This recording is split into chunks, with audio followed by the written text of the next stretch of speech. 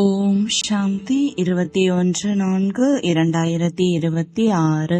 இனிமையான குழந்தைகளே, குழந்தைகளாகிய உங்கள் முன் ஞான நடனம் ஆடுவதற்காக ஞானக்கடலான தந்தை வந்திருக்கிறார். நீங்கள் புத்திசாலியான சேவாதாரிகளாக ஆகின்ற பொழுது ஞான நடனம் நன்றாக இருக்கும். கேள்வி: சங்கம யுகத்தில் குழந்தைகளாகிய நீங்கள் எந்த பழக்கத்தை உருவாக்கி கொள்கிறீர்கள்? பதில்: நினைவில் இருக்கக்கூடிய பழக்கம். இது ஆன்மீக பழக்கமாகும். இந்த பழக்கத்தின் கூடவே நீங்கள் தெய்வீக மற்றும் அலௌகீக காரியங்களும் செய்ய வேண்டும். நீங்கள் பிராமணர்களாக இருக்கிறீர்கள். நீங்கள் அனைவருக்கும் உண்மையிலும் உண்மையான கதையை அவசியம் கூற வேண்டும். சேவைக்கான பழக்கமும் குழந்தைகளாகிய உங்களிடம் இருக்க வேண்டும். பாடல்: மனிதர்களே, பொறுமையாக இருங்கள். ஓம் சாந்தி. யாராவது நோய்வாய்ப்பட்டு மருத்துவமனையில் சேர்க்கப்பட்டிருந்தால் நோயாளி துக்கத்திலிருந்து விடுபட வேண்டும் என்ற விருப்பம் வைப்பார்கள். அவர் உடல்நிலை எப்படி இருக்கிறது, எப்பொழுது நோயிலிருந்து விடுபடுவார் என்று மருத்துவரிடம் கேட்பார்கள். அவை அனைத்தும் எல்லைக்கு உட்பட்ட விஷயங்களாகும். இது எல்லையற்ற விஷயம். தந்தை வந்து குழந்தைகளுக்கு வழிகாட்டுகிறார். சுகம் மற்றும் துக்கத்திற்கான விளையாட்டு இது என்பதை குழந்தைகள் அறிந்து கொண்டீர்கள். குழந்தைகளாகி உங்களுக்கு சத்தியுகம் செல்வதை விட அதிக நன்மை இங்கு இருக்கிறது. ஏனென்றால் நாம் இந்த நேரத்தில் ஈஸ்வரிய மடியில் இருக்கிறோம், ஈஸ்வரிய குழந்தைகளாக இருக்கிறோம் என்பதை அறிவீர்கள். இந்த நேரத்தில் நமக்கு உயர்ந்ததிலும் உயர்ந்த குப்தமான புகழ் இருக்கிறது. மனிதர்கள் தந்தையை சிவன், ஈஸ்வரன், பகவான் என்றுதான் கூறுகிறார்கள். ஆனால் சரியானபடி அறியாமல் இருக்கிறார்கள். அழைத்து கொண்டே இருக்கின்றனர். நாடகப்படி இவ்வாறு நடக்க வேண்டி இருக்கிறது. ஞானம் மற்றும் அஞ்ஞானம், பகல் மற்றும் இரவு, இவ்வாறு பாடிக்கொண்டு வருகிறார்கள். ஆனால் தன்னை யாரும் தமோ பிரதானம் என்று புரிந்து கொள்ள முடியாத அளவிற்கு தமோ பிரதான புத்தியுடையவர்களாக ஆகிவிட்டார்கள். யாருடைய அதிர்ஷ்டத்தில் தந்தையின் ஆஸ்தி அடைய வேண்டும் என்று இருக்கிறதோ அவர்களது புத்தியில்தான் அமரும். நாம் முற்றிலும் காரிருளில் இருந்தோம் என்பதை குழந்தைகள் அறிவீர்கள். இப்பொழுது தந்தை வந்திருக்கிறார் என்றால் எவ்வளவு வெளிச்சம் கிடைத்திருக்கிறது. தந்தை எந்த ஞானத்தை புரிய வைக்கிறாரோ அது எந்த வேதம், சாஸ்திரம், கிரந்தம் போன்றவைகளில் கிடையாது. அதையும் தந்தை நிரூபணம் செய்து புரிய வைக்கிறார். குழந்தைகளாகிய உங்களுக்கு படைப்பவர் மற்றும் படைப்பின் முதல், இடை, கடைசியின் வெளிச்சத்தை கொடுக்கிறார். பிறகு அது மறைந்து விடுகிறது. நான் இன்றி வேறு யாரும் ஞானத்தை கொடுக்க இயலாது. பிறகு இந்த ஞானம் மறைந்து போய்விடும். கலியுகம் கடந்து விட்டது. 5000 ஆண்டிற்கு பிறகு மீண்டும் ஏற்படும் என்பதை புரிந்து கொள்ள முடிகிறது. இது புது விஷயமாகும். இது சாஸ்திரங்களில் கிடையாது. தந்தை இந்த ஞானத்தை அனைவருக்கும் ஒரே போலதான் கற்பிக்கிறார். ஆனால் தாரணைகளில் வரிசைப்படியாக இருக்கிறது. நல்ல சேவாதாரி குழந்தைகள் வருகின்ற பொழுது பாபாவின் நடனமும் அவ்வாறு நடைபெறுகிறது. நடன பெண்களின் நடனத்தை பார்ப்பவர்கள் ஆர்வத்துடன் இருக்கின்ற பொழுது அவர்களும் மிக மகிழ்ச்சியுடன் நன்றாக நடனமாடுவார்கள். குறைந்த எண்ணிக்கையில் அமர்ந்திருக்கிறார்கள் என்றால் பொதுவான முறையில் சிறிது நடனம் ஆடுவார்கள். ஆஹா ஆஹா என்று கூறக்கூடியவர்கள் பலர் இருக்கிறார்கள் என்றால் அவர்களுக்கும் ஆர்வம் அதிகரித்துவிடும். ஆக இங்கும் அப்படிதான் முரளி அனைத்து குழந்தைகளும் கேட்கத்தான் செய்கிறார்கள். ஆனால் எதிரில் இருக்கும் விஷயமே தனிப்பட்டது அல்லவா? கிருஷ்ணர் நடனம் ஆடுவதாக காண்பித்திருக்கிறார்கள். உண்மையில் அந்த நடனம் கிடையாது, ஞான நடனமாகும். நான் ஞான நடனம் செய்வதற்காக வந்திருக்கிறேன். நான் ஞான கடலானவன் என்று சிவபாபா அவரே கூறுகிறார். ஆக நல்ல நல்ல கருத்துகள் வெளிப்படுகின்றன. இது ஞான முரளியாகும், புல்லாங்குழலின் முரளி கிடையாது. பதீத பாவனன் தந்தை வந்து எளிய ராஜயோகம் கற்பிப்பாரா அல்லது புல்லாங்குழலின் முரளியை வாசிப்பாரா? தந்தை வந்து இப்படிப்பட்ட ராஜயோகம் கற்பிப்பார் என்ற எண்ணம் யாருக்கும் வருவது கிடையாது. இப்பொழுது நீங்கள் அறிவீர்கள், வேறு எந்த மனிதனின் புத்தியிலும் வர இயலாது. வரக்கூடியவர்களிலும் வரிசை கிரமமான பதவியை அடைகிறீர்கள். கல்பத்திற்கு முன்பு என்ன முயற்சி செய்தார்களோ அதே போன்று செய்து கொண்டிருக்கிறீர்கள். முந்தைய கல்பத்தை போன்று தந்தை வருகிறார். வந்து குழந்தைகளுக்கு அனைத்து ரகசியங்களையும் கூறுகிறார் என்பதை நீங்கள் அறிவீர்கள். நானும் பந்தனத்தில் கட்டுப்பட்டு இருக்கிறேன் என்று கூறுகிறார். ஒவ்வொருவரும் இந்த நாடகம் என்ற பந்தனத்தில் கட்டுப்பட்டு இருக்கின்றனர். சத்தியுகத்தில் என்னவெல்லாம் நடந்ததோ அது மீண்டும் நடைபெறும் என்று பல வகையான பொருட்கள் உள்ளன. சத்தியுகத்தில் இத்தனை வகைகள் இருக்காது. அங்கு மிக குறைவான வகைகள் தான் இருக்கும். பிறகு அதிகரித்து கொண்டே செல்கிறது. எவ்வாறு தர்மங்கள் அதிகரித்து கொண்டே செல்கிறது அல்லவா? சத்தியுகத்தில் அவ்வாறு கிடையாது. எது சத்தியுகத்தில் இருந்ததோ அது மீண்டும் சத்தியுகத்தில் தான் பார்ப்பீர்கள். சத்தியுகத்தில் அசுத்தம் ஏற்படுத்தக்கூடிய எந்த பொருளும் இருக்கவே முடியாது. அந்த தேவி தேவதைகளை தான் பகவான் பகவதி என்று கூறுகிறார்கள். வேறு எந்த கண்டத்திலும் ஒரு பொழுதும் யாரையும் பகவான் பகவதி என்று கூறுவது கிடையாது. அந்த தேவதைகள் அவசியம் சொர்க்கத்தில் ராஜ்யம் செய்திருந்தனர். அவர்களுக்கு எவ்வளவு மகிமை இருக்கிறது என்பதை பாருங்கள். குழந்தைகளாகிய உங்களுக்கு இப்பொழுது பொறுமை வந்துவிட்டது. எனது பதவி உயர்வானதா அல்லது குறைந்ததா என்பதை நீங்கள் அறிவீர்கள். நான் எவ்வளவு மதிப்பெண்கள் எடுத்து தேர்ச்சி பெறுவேன்? ஒவ்வொருவரும் அவரவர்களை புரிந்து கொள்ள முடியும் அல்லவா? இன்னார் நன்றாக சேவை செய்கிறார்கள். நாட்கள் செல்ல செல்ல புயல்களும் வந்து விடுகின்றன. குழந்தைகளிடத்தில் எந்த கிரகச்சாரமும் புயல்களும் வரக்கூடாது என்று தந்தை கூறுகிறார்.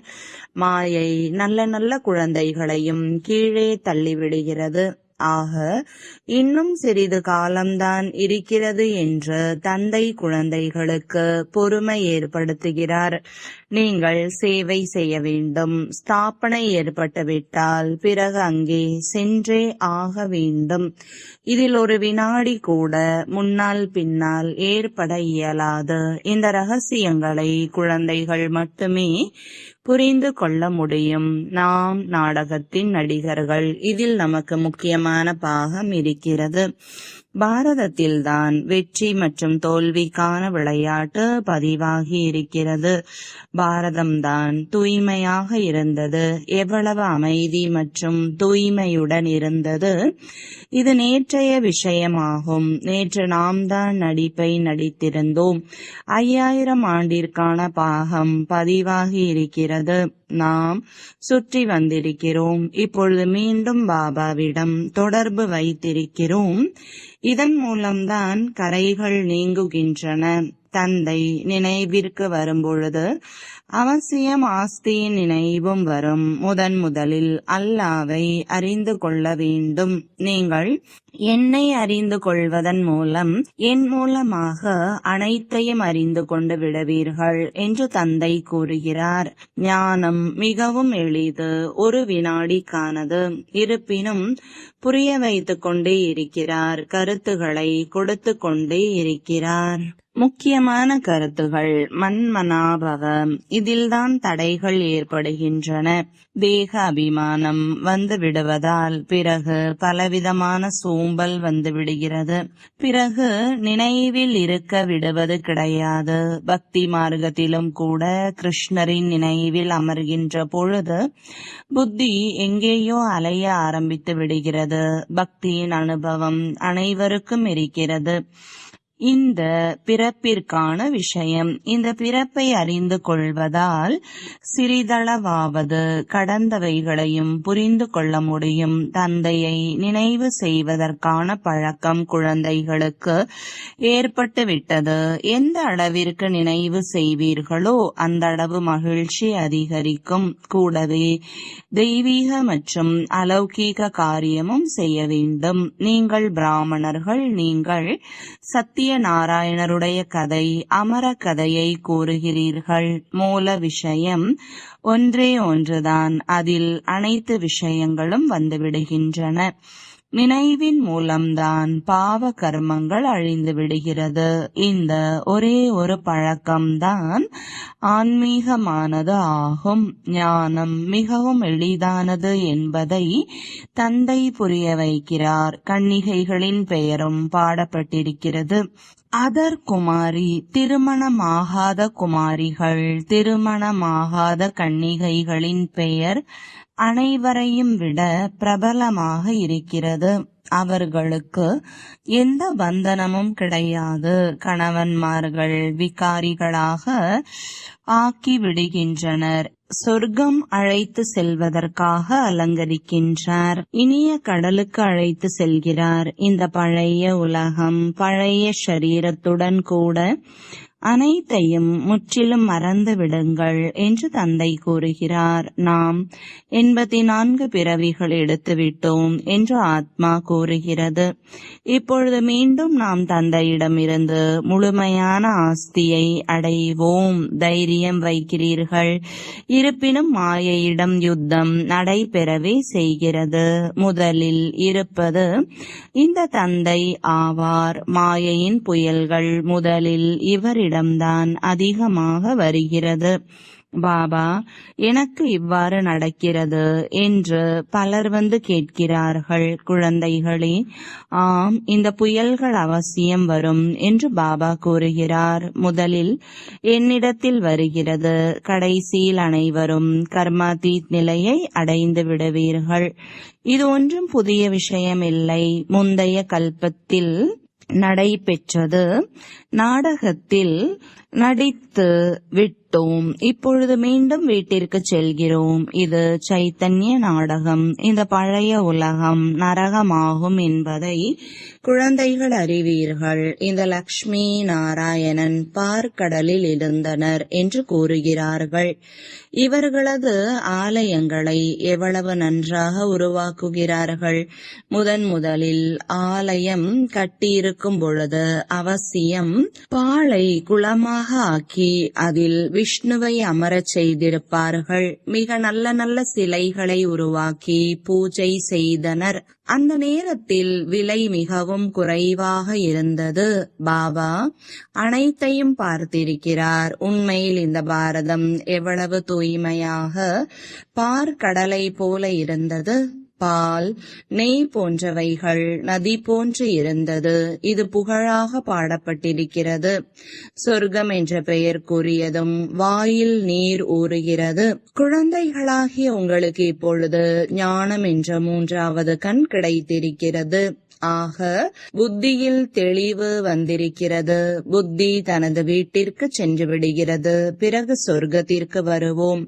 அங்கு அனைத்தும் புதியதிலும் புதியதாகவே இருக்கும். ஸ்ரீ நாராயணருடைய மூர்த்தியை பார்த்து மிகவும் மகிழ்ச்சி அடைந்தார். மிக அன்பாக வைத்துக் கொண்டார். நான் தான் இவ்வாறு ஆவேன் என்பதை புரிந்து கொள்ளவில்லை. இந்த ஞானம் இப்பொழுது பாபாவிடமிருந்து கிடைக்கிறது. உங்களிடம் பரம்தாமம் மற்றும் சிருஷ்டி சக்கரத்தின் முதலிடை கடைசியின் ஞானம் இருக்கிறது.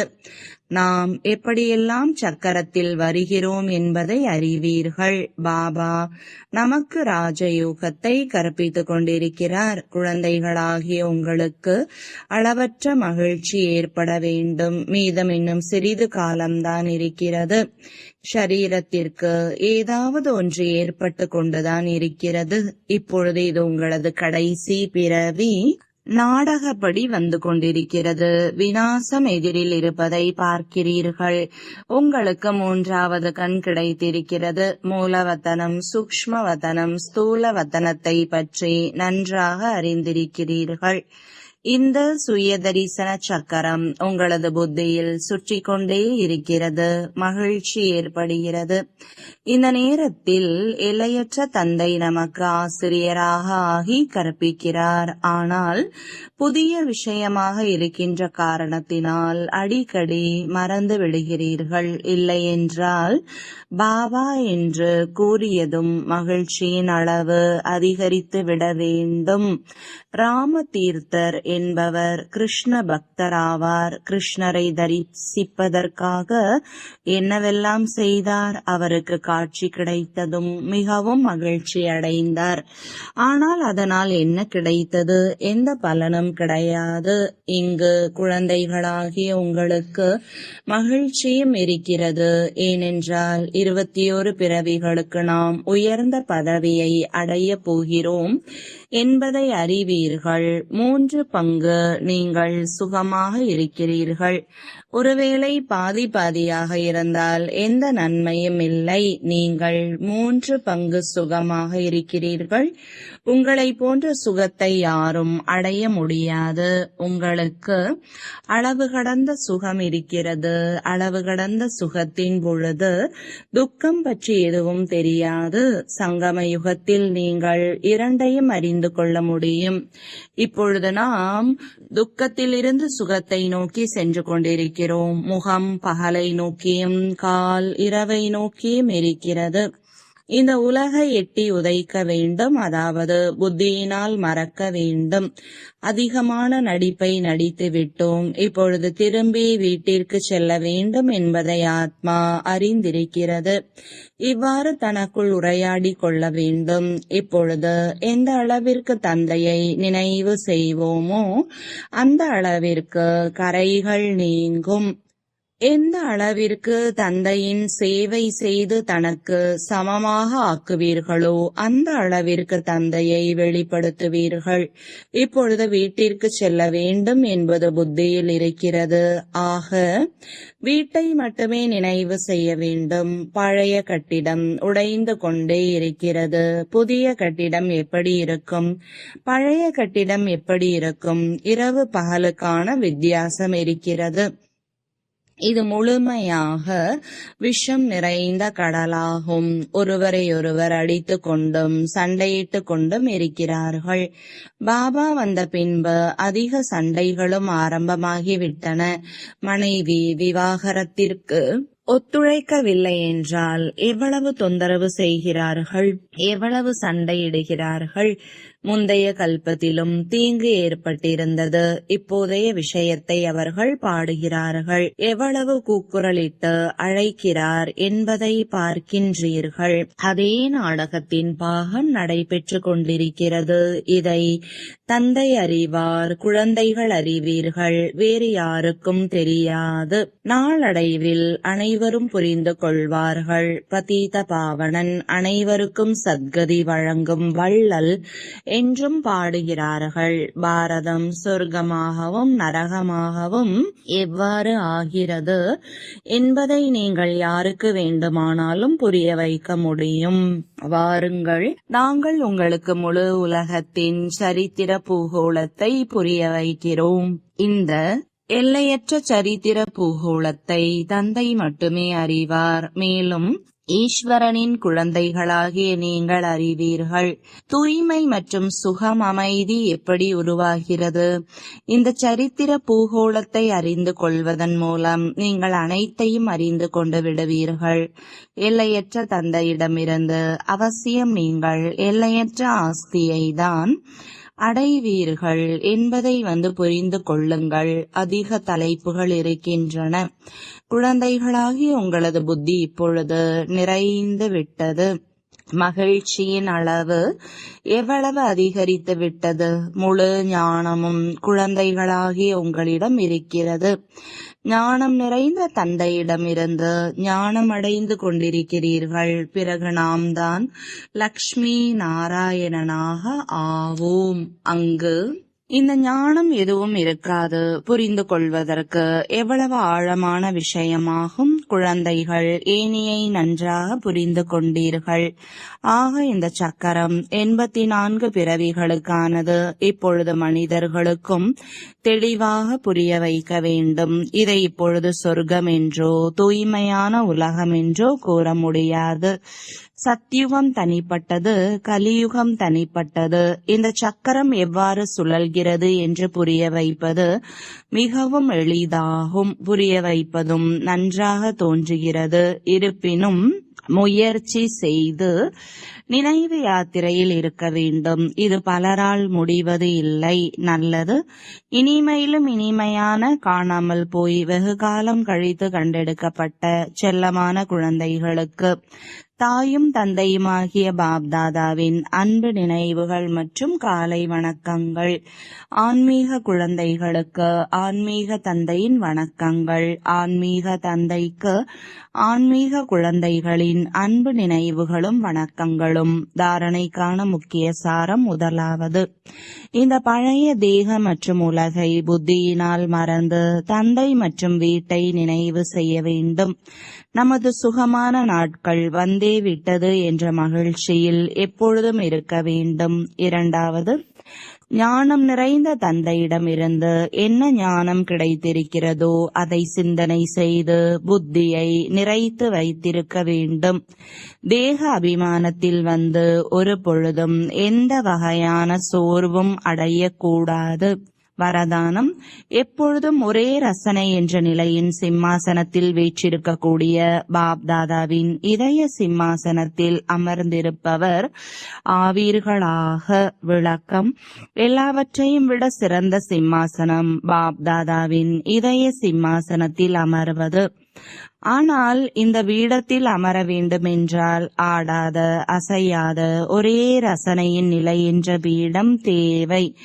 இந்த நிலை என்ற பீடத்தில் அமர முடியாதவர்களாக இருந்து விட்டீர்கள் என்றால் பாப்தாதாவின் இதயம் என்ற பீடத்தில் நிலைத்திருக்க முடியாதவர்களாக இருப்பீர்கள். இதற்காக தனது புருவ மத்தி என்ற சிம்மாசனத்தில் அகால மூர்த்தியாகி நிலைத்து விடுபவர் ஆகிவிடுங்கள். இந்த பீடத்தில் இருந்து அடிக்கடி நிலை குலைந்து விடக்கூடாது. அப்பொழுது பாப்தாதாவின் இதய பீடத்தில் வீற்றிருப்பவராக இருக்க முடியும். ஸ்லோகன், சுப சிந்தனை மூலமாக எதிர்மறையானதை நேர்மறையானதாக மாற்றிவிடுங்கள். அவ்யக்த சமிஞ்சை, மகானாவதற்கு இனிமை மற்றும் பணிவு என்ற குணங்களை கடைபிடியுங்கள். பிரம்மா தனது ஒவ்வொரு குழந்தையின் முகத்திலும் ஒன்று ஆன்மீகத்தின் புன்முறுவலை பார்க்க விரும்புகிறார். மேலும் இன்னொன்று வாயிலிருந்து எப்பொழுதும் இனிமையான வார்த்தைகளை கேட்க விரும்புகிறார். ஒரு வார்த்தை கூட இனிமை இல்லாமல் இருக்கக்கூடாது. முகத்தில் இனிமை இருக்க வேண்டும். மேலும் மனம் புத்தியில் எப்பொழுதும் சுபபாவனை, கருணை உள்ளத்தின் பாவனை, வள்ளல் தன்மையின் பாவனை இருக்கட்டும். ஒவ்வொரு அடியிலும் தந்தையை பின்பற்றுபவராக இருக்க வேண்டும். இதுதான் பாலனையின் கைமாறாக இருக்கும். ஓம் சாந்தி.